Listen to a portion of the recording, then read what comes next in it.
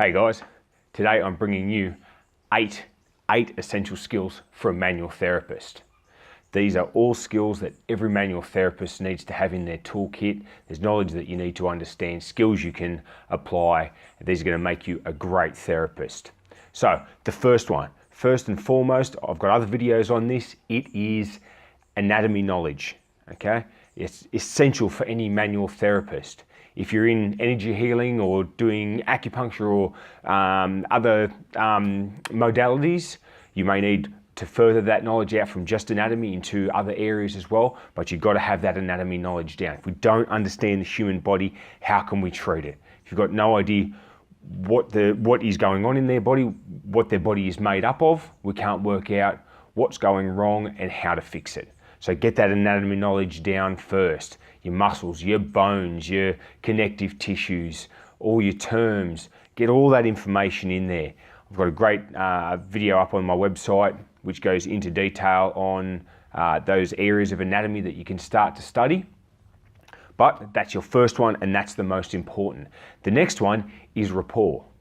Building rapport with your clients. Basically, having a good relationship with your clients, having your clients like you, having a good rapport is a great thing.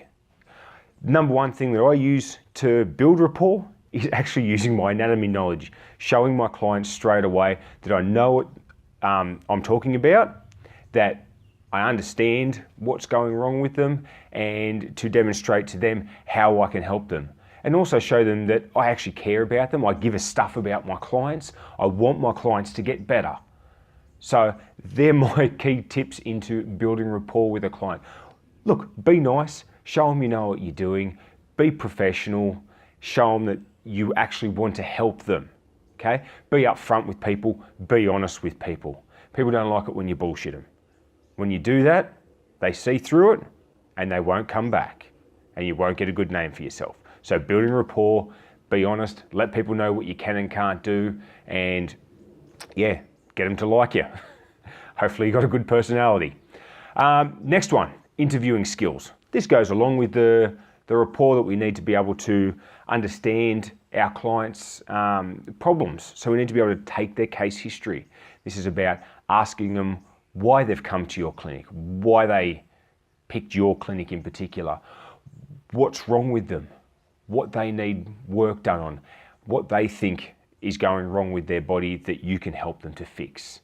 Right? That's what the interview part's all about. It's getting all that subjective information out of them, them telling you what the pain feels like, how often it happens, you know, what the problem is, where the problem is, how they got it, how they think they aggravate it, what they do to make it better. There's heaps there. I'll go into this in detail in other videos, but interviewing skills is essential. Must be able to ask the right questions at the right time to get a good story. If we don't know the story, we can't progress it in our clinic to come to that conclusion of them being problem-free.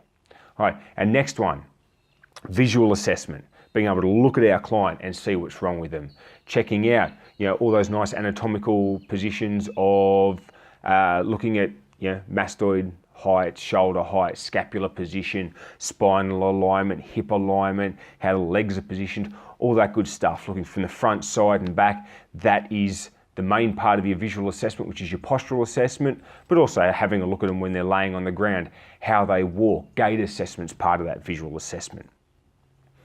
Next step on from there, this is number 4 in our essential skills, is palpation assessment. If you can't palpate, you're a manual therapist, you're going to really struggle.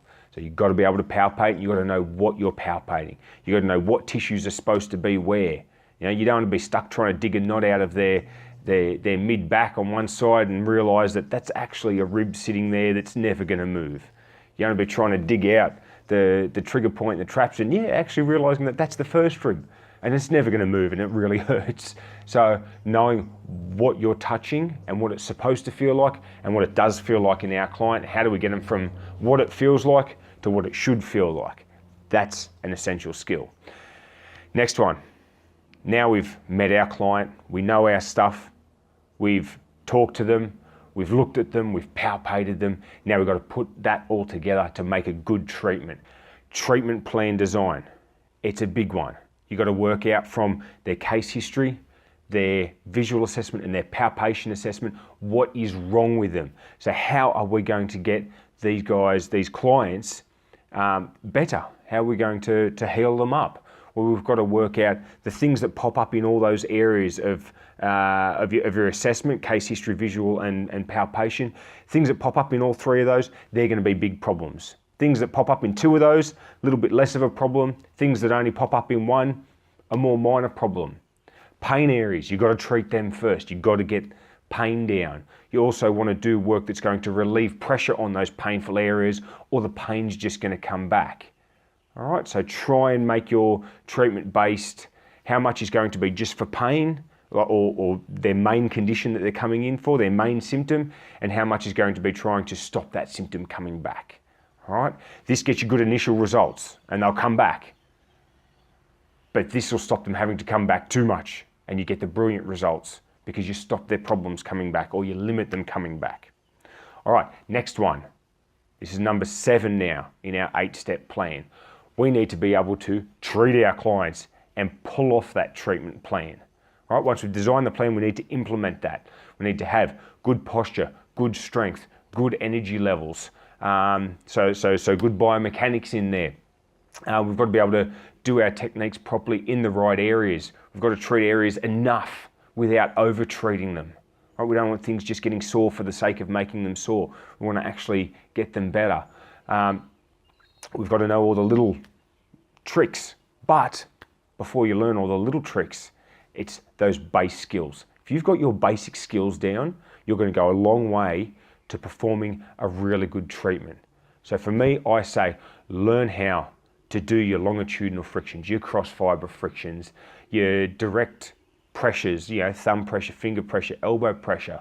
Know how to use thumbs, fingers, palm heel particularly, and forearm and elbow really effectively. You don't need to go too fancy. The simple stuff works for most conditions. Sometimes you just need a little trick just to bring you over the line, but you'll learn them. All right, you'll learn them as you go. Don't try and learn all the little tricks now, because they'll just confuse you.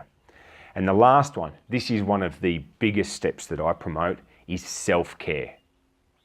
I see a client for 1 hour or so a week.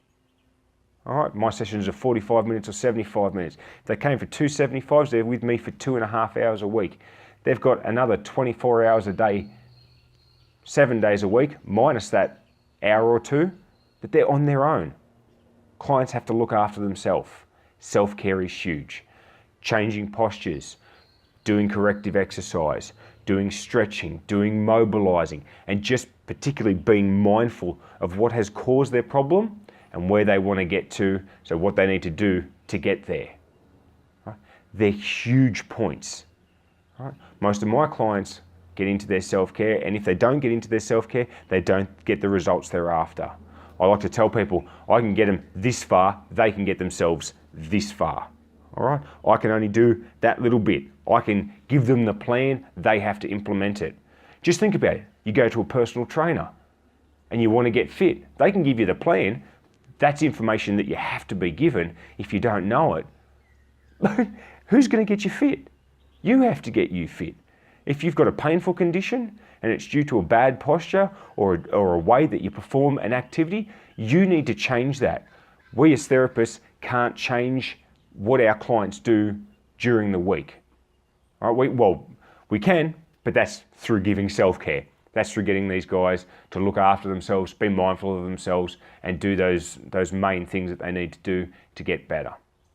Now, all these topics are covered in a lot more detail on our website, so check it out, manualtherapyworkshops.com.au.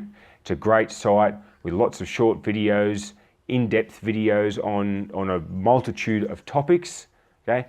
And you can even earn CPD points on there. So check it out today, and I'll see you next time. Cheers.